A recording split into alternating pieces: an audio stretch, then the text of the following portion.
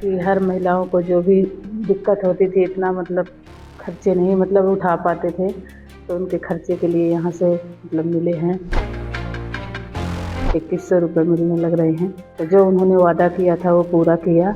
हाँ सुनो पाओ बेटा। कितने रुपये देते हैं अभी? 1100। महिलाओं के आर्थिक सशक्तिकरण की दिशा में एक ऐतिहासिक कदम उठाते हुए हरियाणा सरकार द्वारा दीनदयाल लाडो लक्ष्मी योजना की शुरुआत की गई है, जिसके तहत गरीब महिलाओं को आगामी 1 नवंबर 2025 से 2100 रुपए मासिक आर्थिक सहायता प्रदान की जा रही है। 10 फरवरी 2026 को दीनदयाल लाडो लक्ष्मी योजना के तहत 9,22,452 महिला लाभार्थियों के बैंक खातों में सीधे 193 करोड़ रुपए ट्रांसफर किए गए। अब तक इस योजना के तहत 4 किस्तों में कुल 634 करोड़ रुपए जारी किए जा चुके हैं। 1100 रुपए जो पर महीने महिलाओं को देती है सरकार, उससे आपको काफी मदद मिलती है। हाँ मदद मिलती है बेटा। पंडित दीनदयाल उपाध्याय की 109वीं जयंती के मौके पर 25 सितंबर 2025 को लॉन्च किए गए दीनदयाल लाडो लक्ष्मी मोबाइल ऐप के जरिए 10,51,029 महिलाओं ने आवेदन किया। इनमें से 9,22,452 महिलाएं पात्र पाई गयी। फरवरी 2026 से हर महीने 1100 रुपए सीधे लाभार्थी के बचत बैंक खाते में जमा किए जा रहे हैं, जबकि 1,000 रुपए सरकार द्वारा चलाए जाने वाले फिक्स्ड डिपॉजिट अकाउंट में रखे जाएंगे। हर घर हर गृहिणी योजना के तहत गैस सिलेंडर रिफिल करवाने वाली हमारी लगभग 12,62,000 बहनों के बैंक खाते में जो गैस का सिलेंडर है उनको 500 रुपये में मिलेगा, ऊपर की राशि उनके खाते में पहुंचाई जाएगी। हमने दीनदयाल लाडो लक्ष्मी योजना आज तक 9,22,452 हमारी लाभार्थी बहनें उनके खातों में 193 करोड़ रुपए की राशि आज पहुंचाई गई है। महिलाओं के जीवन स्तर में सुधार लाने के लिए हरियाणा की सैनी सरकार वो हर कदम उठा रही है, जिससे हरियाणा की बेटियों को हर कोने में सम्मान मिले। देखिए, पहले तो मैं विपक्ष के लोगों को ये निवेदन करना चाहूंगा कि भाजपा को और संघ को साथ में जो बोलते हैं ना, वो पहले आप संघ में जावें, संघ में जाकर संघ का गणवेश धारण करें और संघ की परंपराओं को समझने का, सीखने का प्रयास करें। स्वयं सेवक संघ ऐसा मुक्त संगठन है जो देश हित में और सर्व समाज के हित में काम करता है। देश ही नहीं अपितु दुनिया के विभिन्न स्थानों पर संघ के कार्यकर्ता काम करते हैं। आपको आश्चर्य होगा, संघ में कोई हिंदू समाज ही नहीं है, संघ में मुस्लिम समाज के लोग भी पदाधिकारी और काम कर रहे हैं। क्यों? स्वयं सेवक संघ जो है वो ऐसा मुक्त संगठन है जो देश हित और मानव हित के लिए काम करता है। तो इसलिए ये आईएसआई और ये जो जिस प्रकार के जो लोगों की आप तरफदारी करते हो ना, तो कम से कम आप इतनी बुद्धि रखो कि स्वयं सेवक संघ जो है वो समर्पित कार्यकर्ता है, जो सामने नहीं आता लेकिन अंदर में वो निरंतर माँ भारती की सेवा और मानव जाति की सेवा के लिए काम करता है। दुनिया में कहीं भी दुर्घटना घटती है, संघ का पदाधिकारी वहां मौजूद होता है मौके पर सेवा के लिए, फौजी के साथ खड़ा होता है वो देश और दुनिया में। एक तो ये। दूसरी बात, जो परिस्थितियां कह रहे संख्या की, एक बात बताओ, चीन के अंदर इतनी जनसंख्या बढ़ रही है, क्या कहाँ तकलीफ आ रही है?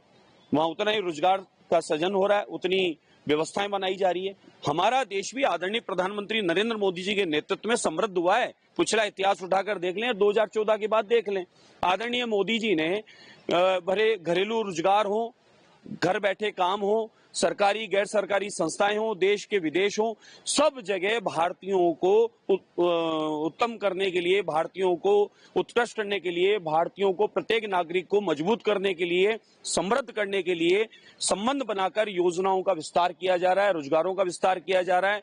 और उसी तर्ज पे आदरणीय मुख्यमंत्री महोदय, राजस्थान सरकार भी काम कर रहे हैं। गुजरात मॉडल, गुजरात आज इंडस्ट्री के मामले में, पर्यटन के मामले में हर क्षेत्र में पूरी दुनिया में जाना जा रहा है।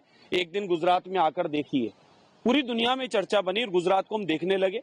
उसी मांग को सबने की कि गुजरात मॉडल की तरह भारत मॉडल होना चाहिए और भारत के यशस्वी प्रधानमंत्री बनने के बाद में इस काम की शुरुआत हुई।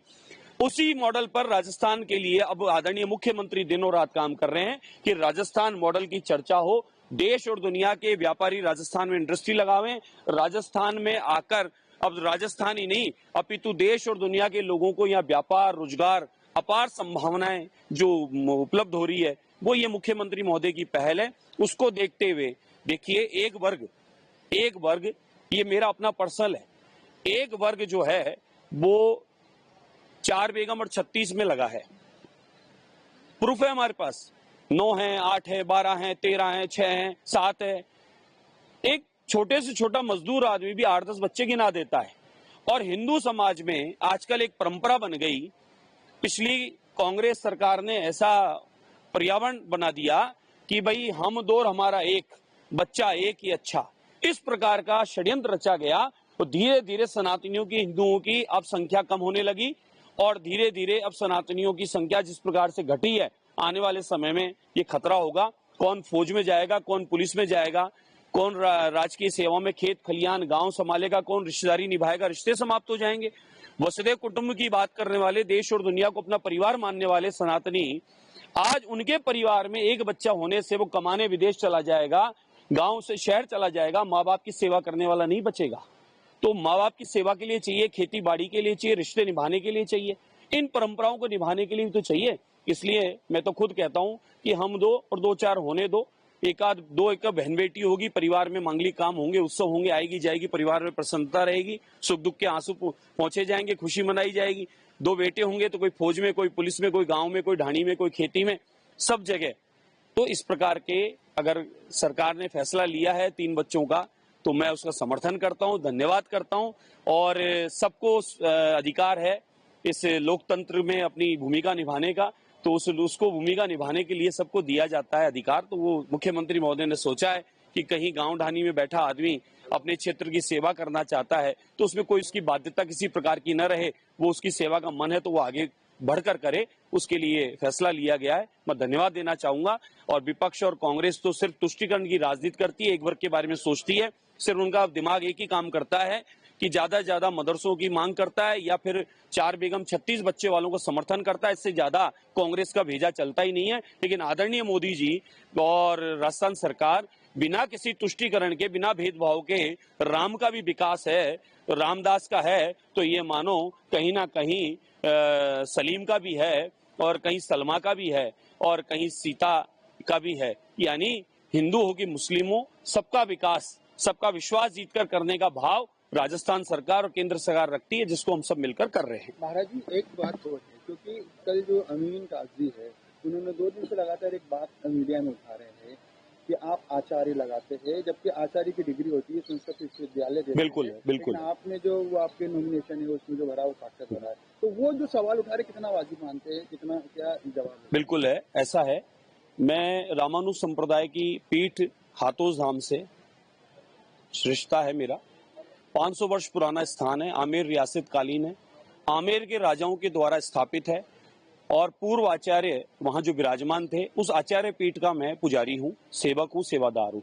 हमारे रामानुज संप्रदाय में परंपरा है, जो सेवादार होता है उसको स्वामी कहते हैं, जो पूजा सेवा में होता है उसको स्वामी कहते हैं, कहीं पर महंत कहते हैं, कहीं पर दास कहते हैं। हमारे यहाँ पर संप्रदाय में परंपरा है स्वामी। तो मेरा नाम है स्वामी बालमुकुंदाचार्य। आचार्य एक तो अलग से नहीं है, आचार्य अलग से नहीं है, चार्य यानी वो पूरा नाम है, पहली बात। दूसरी बात, आचार्य पीठ पर, व्यास पीठ पर, सत्संग कथा की पीठ पर बैठने वाले को आचार्य कहा जाता है।